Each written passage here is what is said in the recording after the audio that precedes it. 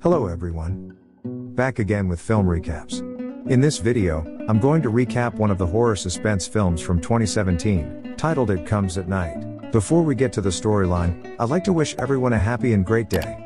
Without further ado, let's get straight to the storyline. The movie opens with an old man named Bud, who is severely ill and covered in boils. His daughter, Sarah, who is wearing a gas mask and gloves, assures him that everything will be fine, and urges him to let go. Afterward, her husband, Paul, and their teenage son, Travis, both wearing masks and gloves, take Bud outside into the woods. And then suddenly, Travis tells his grandpa, "I love you," one last time, before this happens.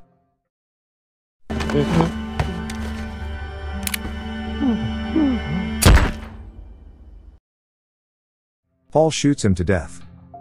He places the body in a shallow grave, and burns it with a heavy heart. The scene then cuts to the evening, where the family silently eats dinner while grieving for Bud. Afterward, Travis heads to the attic, and listens in as his parents converse in their room. Sarah regrets that their son had to witness his grandpa's death, but Paul reassures her that he will be fine. Later, a depressed Travis approaches Bud's dog, Stanley, and assures him that he's going to take care of him. The teenager then falls asleep while looking at pictures of his grandpa. Around midnight, Travis suddenly wakes up, and approaches a red door in the house. He opens it to head inside, and notices his grandfather sitting on a bed. But the old man starts shrieking, and it turns out to be Travis's nightmare, and Sarah immediately says there's an intruder in their home. The family wears protective masks, and Paul heads toward the red door with a gun. Someone is trying to open the red door from the other side. And as soon as he breaks it, Paul shoots in that direction. The intruder, who's also wearing a mask, stumbles backward and Paul orders him to drop his weapons. Paul inspects his eyes, and asks if he's sick, to which the latter says no. Despite this, Paul decides not to take any chances and knocks him out with his gun. He then inspects the surroundings of the house, and notices that nobody else is around. Next, Paul and Travis drag the unconscious man outside, and tie him to a tree. They seal his mouth with duct tape, and leave him there. The family then fortifies their broken door, and barricades the house to prevent anyone else from entering. Later, the intruder wakes up and lets out muffled cries for help, but no one comes to his aid. That night, Travis keeps hearing the distant cries, and heads into the woods. He soon runs into the intruder, and notices that he's staring at him with blackened eyes, but it was just another nightmare. He looks outside to see that the intruder is still tied to the tree. In the morning, Paul puts on a mask to inspect the man's condition. He realizes that a day has passed, but the man still appears healthy, which means he isn't infected. Paul then removes his mask, and says he only wants honest answers, but won't hesitate to shoot if necessary. He eventually removes the duct tape from the intruder's mouth, and asks why he barged into his house. The scared man admits that he only broke in because he assumed the place was abandoned. He has a wife and child, whom he left behind in search of water. They used to live at his late brother's house, but were forced to flee to the woods when their water supply failed. Here, Paul asks if he knows what's going on out there, to which the intruder responds that he and his family got out as soon as the people in this city started getting sick. He also reveals that his family has food and even some livestock, which he is willing to trade for clean water. Upon hearing all of this, Paul gives the intruder some water to drink before deciding on his next move. By this point, it is clear that the movie takes place in a dystopian world, where societies have collapsed due to an unknown virus. Because of this, the family has been hiding in the woods to keep themselves isolated from the rest of the world. This is also the reason they had to kill the old man Bud, who was somehow infected with the virus. Back to the story, Sarah assumes that the intruder must have found them, because of the smoke from when they burned Bud's body. She thinks they should give him a chance, and bring his entire family here, since he knows where they live and can come back later. Paul is unsure whether to trust such a stranger, but Sarah insists that the more people they have, the better they can defend the house. Plus, they will also have plenty to eat. Paul eventually gives in, but asserts that he won't bring anyone here, unless he's 100% sure they aren't sick. He recalls Bud experiencing symptoms in less than a day, so Paul decides to wait 3 days to be certain. Following this, he grabs some necessities and prepares his truck. He warns his family not to go outside unless absolutely necessary, and if he doesn't return, they should not go looking for him. Paul then unties the intruder to help him take his family here, and warns him that if he's lying, he'll kill him. The two get into a pickup truck, and the intruder rides in the back to keep an eye on their surroundings. After driving for a while, trouble arises when this happens.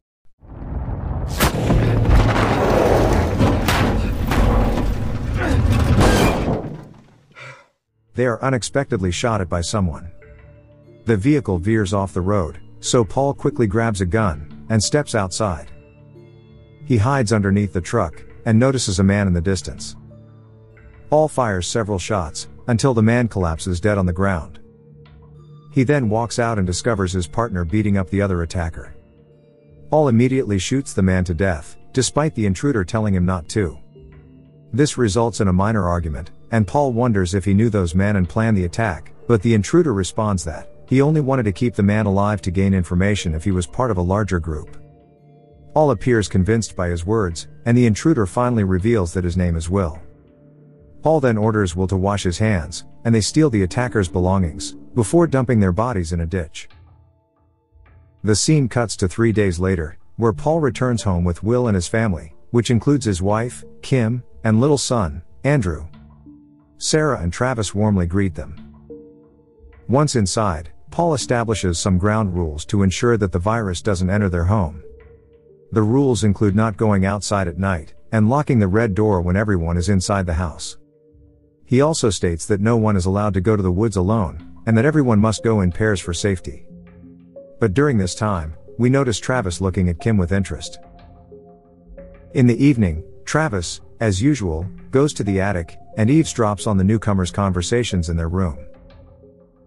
In the following days, the two families coexist peacefully, with each member doing their tasks and chores. Will is seen teaching Travis how to chop wood, while at home, Sarah teaches Kim how they purify water. After a long day at work, they spend the evenings together, eating and playing board games. Will and Kim frequently get intimate in their room, which Travis eavesdrops on and feels envious of. One night, he suddenly wakes up to find Kim in his room. She kisses him, but then unexpectedly pours black liquid into his mouth. Turns out it was another one of his nightmares.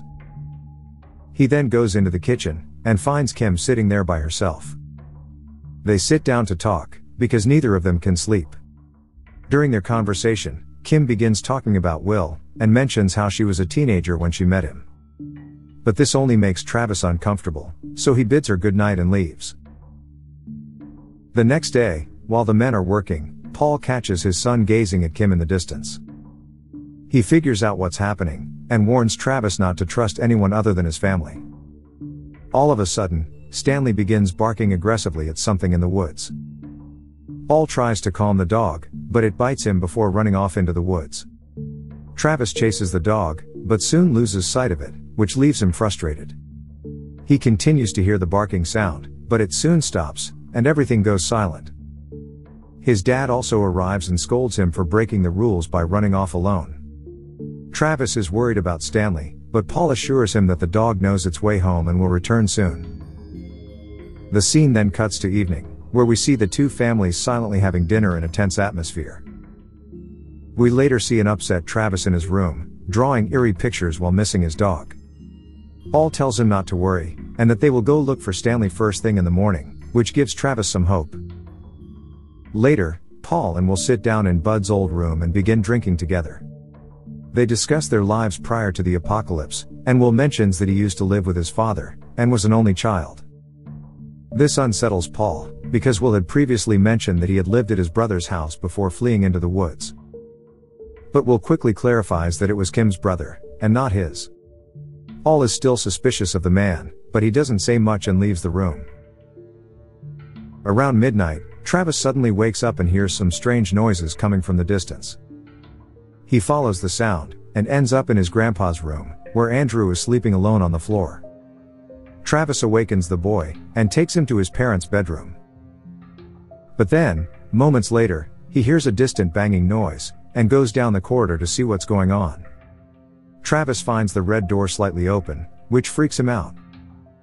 Suddenly, there's a loud crash, and a panicked Travis rushes to wake up his parents. Everyone wears a mask, and they arm themselves with weapons. And to their shock,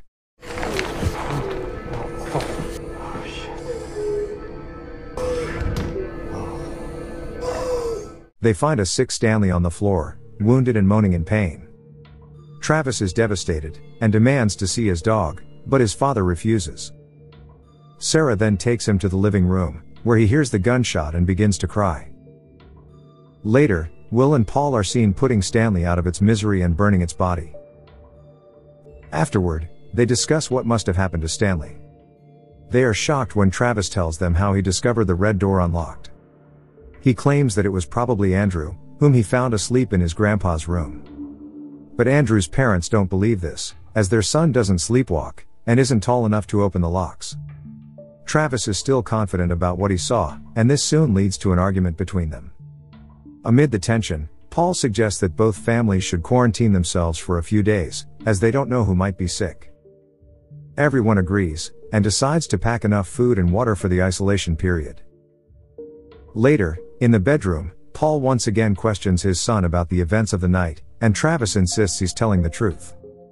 However, he admits that he held Andrew without gloves when he brought him back to his parents' room. Travis worries that the kid might be sick, and could have infected him. But his dad tells him not to panic, and advises him to wash up in the meantime. Around midnight, Travis suddenly wakes up again and leaves the house with a lamp. He walks through the forest and hears Stanley barking in the distance. He follows the sound and finds a gun on the road, which he picks up. He then walks up a hill, and watches in horror as Stanley is attacked by an unseen creature. Seconds later, Travis wakes up in his bed and begins vomiting black liquid. He freaks out when he notices his reincarnated grandpa standing right in front of him, with black liquid coming from his mouth. But it was all a nightmare, and Travis is relieved to see that he's not infected. Following this, Travis hears Andrew crying in the distance, so he heads to the attic. He overhears a conversation between Will and Kim, who seem panicked for some reason. It turns out the couple is planning to leave without the others knowing. Travis immediately wakes up his parents, and informs them that he heard Andrew crying, and that the family is planning to leave. He is worried that Andrew might be sick, which means he could be infected as well. Upon hearing this, Sarah and Paul load their weapons, and wear protective masks to confront Will. They fear that the other family will steal their rations, and they cannot take that risk. Travis believes it's a little extreme, and that they can share food, but Sarah argues that they can't trust these strangers to cooperate. She then asks her son to never leave the room until they come back. Later, we see an armed Paul and Sarah heading toward Will's family room. Sarah hides in the corner, while Paul demands to see Andrew, who's crying nonstop. Will refuses to let him in, but Paul insists that it's his house, and he has the right to check. After some insistence, Will finally opens the door. But then... No, take your hand off the door. Take your hand. He swiftly takes Paul's weapon. He then forces Paul to remove his mask, saying no one is sick here. Paul reluctantly agrees, and Will thanks him for everything his family has done for them. He claims that they simply want to take their share of food and water, and leave without any trouble. Next, Will and his family leave the room while taking Paul hostage at gunpoint. But as they climb down the stairs, Sarah points a gun at Will, and demands that he hand over his weapon. Will again states that they just want to leave, and are not seeking to hurt anyone. They both decide to lower their weapons, but Paul takes advantage of the opportunity to steal Will's gun and knocks him down. Meanwhile, Travis hears the commotion from his bedroom but decides to obey his parents and doesn't come out. Kim and Andrew reach the door, but Sarah corners them and asks them to stay still, while Kim begs Sarah to let them go. On the other hand, Paul loads an unconscious Will in a wheelbarrow, and he takes the entire family outside. But then all of a sudden, Will brutally hits Paul's head with a rock, forcing Sarah to shoot him. Kim tries to run away with her son, so Paul shouts at them to stop, but they don't listen, so he is forced to shoot. Unfortunately, the bullet hits Andrew and kills him on the spot, devastating his poor mother. She begins to scream, and begs to be put out of her misery. Paul obliges, and finishes her off without hesitation, and Will also succumbs to his injuries. Meanwhile, Travis, who has just arrived, is traumatized by what just happened. But as he stares in shock, a fluid starts dripping from his nose, so he quickly runs to the bathroom and throws up. The scene then shifts to a few days later, where Travis, now visibly infected, lies in bed. He wakes up to find the same black patches on his skin that his grandfather had. Sarah, who is unmasked, assures him that everything will be fine, and urges him to let go. Travis, on the verge of death, imagines himself wandering down the hallway, and exiting through the red door at night. Sadly, he soon passes away, and in the other room, Paul is seen weeping alone. In the final scene, Paul and Sarah sit at the table in silence, both mentally exhausted from what has happened. We notice they have also become infected, and are waiting for the inevitable to come for them. Okay guys. Thanks for watching. See you again in the next video.